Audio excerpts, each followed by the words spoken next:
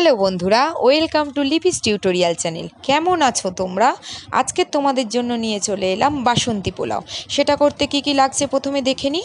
আমি এখানে 2 কাপ বাসমতি চাল, স্বাদ মতো লবণ, গোটা গরম মশলা, জিরে গুঁড়ো, চিনি গুঁড়ো, গুঁড়ো গরম মশলা, আদা বাটা, সামান্য ফুড কালার ও কাজু কিশমিশ নিয়ে নিয়েছি।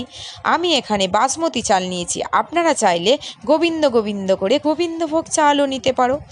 আর গোটা গরম মশলার মধ্যে নিয়েছি এলাচ গুঁড়ো, দারচিনি ও তেজপাতা। আর চিনিটা একটু গুঁড়ো করে নিয়েছি যাতে কম সময় লাগে, সময় তো খুব কম আমাদের।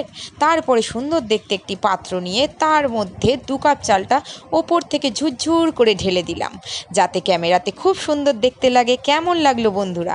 তারপর চালের উপর একে একে জিরে গুঁড়ো, স্বাদ মতো লবণ, গুঁড়ো গরম মশলা, আদা বাটা, ফুড কালার ও একটু ঘি গলিয়ে চালের মধ্যে দিয়ে দিলাম। তারপর ভালো করে নাড়িয়া চাড়িয়া চালটা ম্যারিনেট করে 30 মিনিটের জন্য আলাদা রেখে দিলাম। এর ফাঁকে আমি কাজগুলো সেরে নিলাম, না হলে তো আর বাসন্তী পোলাও খাওয়া হবে না। 30-40 মিনিট হয়ে গেলে গ্যাসে একটি কড়াই বসিয়ে তাতে ঘি গরম করে গোটা গরম মশলাগুলো দিয়ে দিলাম।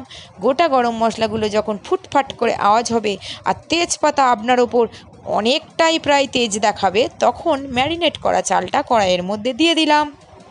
খুন্তি দিয়ে ভালো করে নাড়িয়া চাড়িয়া ভালো করে মড়মড়ে করে এপার ওপার ভাজিয়ে নিলাম চালটাকে। তারপরে যেহেতু 2 কাপ চাল নিয়েছি তার ডবল জল, 4 কাপ জল ফুটিয়ে আমি চালের মধ্যে ঢেলে দিলাম।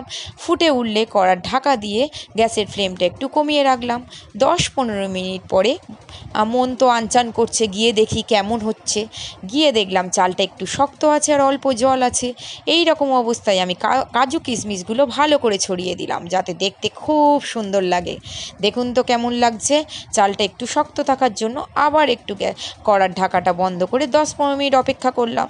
মন তো করছে বাসন্তী পোলাও 10-15 মিনিট হতে না হতেই আবার কড়ার ঢাকাটা খুলে দেখি বাসন্তী পোলাও প্রায় রেডি। ওই রকম অবস্থায় গুঁড়ো গরম মশলা, চিনি গুঁড়ো ও ঘি দিয়ে ভালো করে নেড়ে গ্যাসের ফ্লেমটা লিভিয়ে কড়ার ঢাকা দিয়ে 5-10 মিনিট একটু স্টিমে রেখে দিলাম। তারপর রেডি আমাদের বাসন্তী পোলাও। সুন্দর দেখে একটি প্লেট নিয়ে তাতে বাসন্তী পোলাও সার্ভ করে দিলাম। সঙ্গে আছে মটন কষা, একটু স্যালাড। কেমন লাগলো বলুন তো?